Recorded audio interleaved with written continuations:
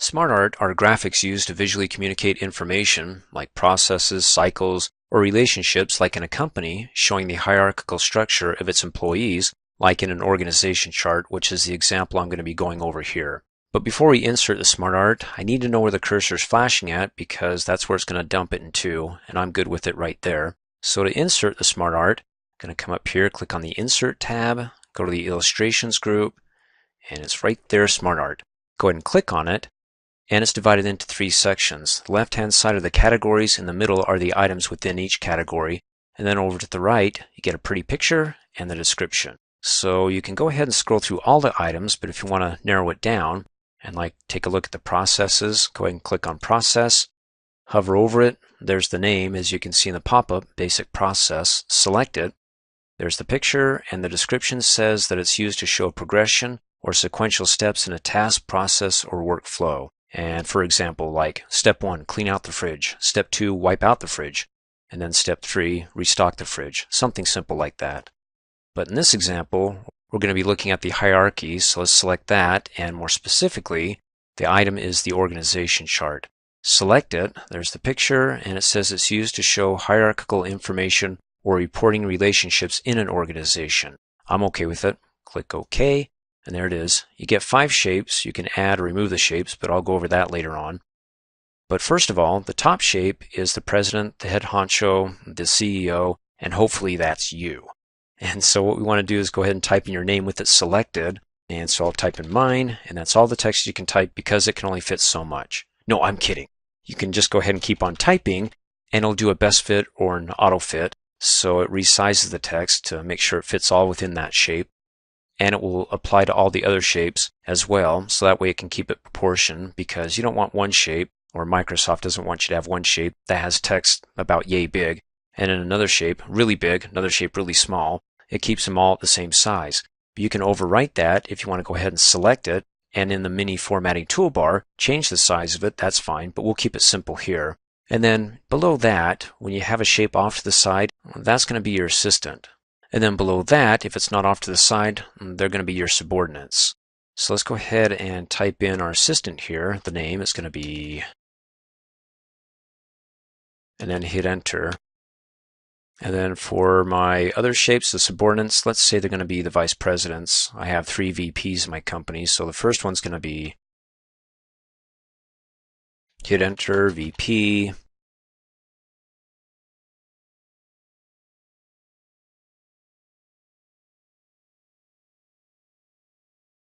And that's it. Now, of course, you may have more or less than this, and so to add additional shapes or to remove the shapes, like for example, let's say that we fired Carrie, she's no longer with the company, you can go ahead and select the border of the shape until you can see, well, the resizing handles all the way around it, which, by the way, when you hover over one of the resizing handles, it actually, when you click and drag it, resizes it, and oh, that's huge. Let's go ahead and undo that. Just hit the delete key on the keyboard and she's gone, but I don't want to do that. Let's hit undo.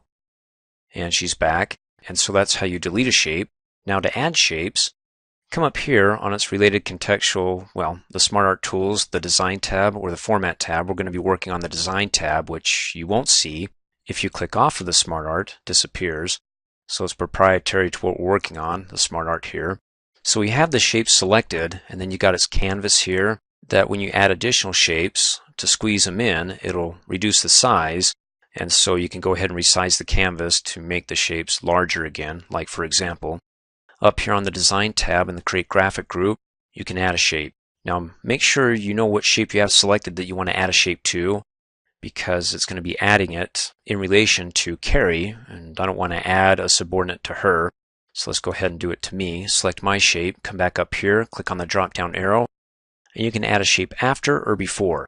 What that means is before, it'll be at the same level, but it'll be in front, as opposed to after, which will be behind or over to the right-hand side. So if I select before, oh man, that's not cool. He's at the same level as I am, and I got nobody with me. I'm the head honcho. Let's hit the delete key. Ooh, that was close. So you can go ahead and add them at the same level, or, again, with the same shape selected, come up here and click on the drop-down arrow. You can add a shape above, which I don't want to do that because nobody's above me, but if they were, why not? Or you can do below. So if I do below, hey, I have another one at the same level as all the other VPs. So keeping that thought in mind, if you want to go ahead and add a subordinate to Handy Mandy, you'd select that shape and then come up here and go ahead and click on Add Shape to do below, and there you go. And then go back up to Handy Mandy and add another shape below. So we have two workers or managers, whatever you want to call them, they're subordinates to Handy Mandy. And then over here, well, that's going to be another VP, so we can do. And then for these other shapes, we'll just keep it simple, say worker 1 and worker 2. And like I said, when you add the shapes, it reduces the other shapes to fit within the canvas here. So you want to hover over the resizing handle, bottom right-hand corner if you'd like. That works best for me. And click and drag and make it a little bit bigger there. And as far as assistants go, let's go ahead and select my shape again. Come back up here, click on Add Shape because we did after, before, and below, not above.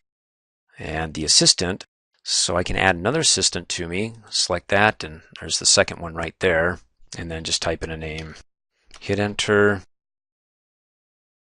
And that's how you add the shapes. Next, up here in the Create Graphic group, is you can promote or demote them. So you can see when I hover over it, it'll increase the level of the selected bullet or shape. So I got to be careful what shapes I have selected here. So if I select, like, for example, worker number 1, and I say give him a promotion, when I click on it, guess what level he's going to be at? Well, that's right, the same level as the VPs. Oh, that's horrifying. Or maybe he is. In any case, now we just have one subordinate here, and that's to the previous subordinate, who's now a VP. But let me go ahead and undo that and go back to the way it was here. Or better yet, we can redo that and then give him a demotion, right? So worker 1, let's go ahead and click on Demote. And he goes back to being a subordinate to Handy Mandy. Okay, then next, let's come back up here. And you've got right to left. So you can switch the layout, which is going to be over the axle here. I call it the axle. So Carrie, being on the left, will flip over to the right, and Sophia will flip over to the left-hand side. So all those who are on the left will go to the right, all those who are on the right will go to the left. So when I click on Switch, it flips. There you go. Let me go ahead and flip it back, and we're back to where we started. And let's come up here, and let's move them up or down. Now if you move them up, it's going to move the shape over to the left-hand side, and down is going to be to the right. So if you have your VPs in seniority, you want to move them up in seniority. That could be one way of working with your ups and downs. So move them up, moves them over to the left-hand side. And let's say that Handy Mandy is more senior than Shaggy, so select Handy, click Move Up, and it takes his subordinates with them because they're tied to Handy Mandy. And then finally, let's take a look at the layout. Click on the drop-down arrow, and again, it's based upon the shape you have selected. So right now, looking at Handy Mandy and the two subordinates, they are right-hanging. So if I want to flip that to go left-hanging, they just flip over. So you can change the layout there. And then up here, let's go with the design. You have the different layouts. You can hover over it, get a preview of it, name and title, organization chart. Let's see, you got other options. I'll let you go through all those. You can click on the More button to look at others. Click off. You can change the colors. Click on the drop-down arrow and choose something fancy, colorful, like colorful range accent colors 2 to 3. Sounds fascinating. Select that. And then you've got the visual style. Click on the More button and let's do 3D, something polished. Select that. And if you don't like any of it, you want to go back to the way it was, then you can come up here and click on Reset Graphic, and it goes back to what we had when we first started. And then, of course, on the Format tab, click on Format, and it's for your shapes. You can select a shape style for any of the shapes, hover over it, and there you go. You can get a preview of it down below, as you can see in the main working area, in the body of the message. And then the word art styles, hover over that. That doesn't look too pretty, but nonetheless, you can do it. And then for your text field, text outline, text effects, just select the text and make the change. I'm not going to go over it into great detail here because I do that in my PowerPoint and Word training videos about the SmartArt and the different ways you can format and change the design of it. So for greater detail, go ahead and watch that. Otherwise, I want to keep it simple here because this isn't more of an email program than it is about word processing or working with shapes, as the other two programs are. Again, PowerPoint and Microsoft Word. Let me go ahead and click off. If that looks all good, then just go ahead and click Send, and away it goes. Thanks for watching. Hey, as a quick reminder, if you like my video, please give it a thumbs up. You can also click on me and subscribe to my channel to get notified of the latest videos. And for great specials on my products, please see the description below this video.